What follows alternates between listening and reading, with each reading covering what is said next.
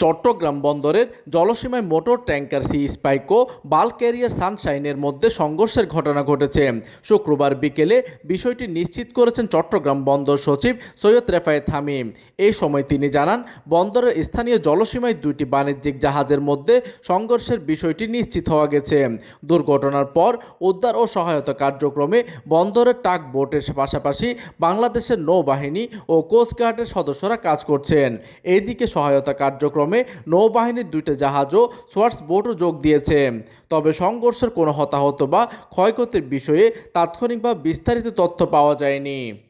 Desk news, দিগন্তের বার্তা 24।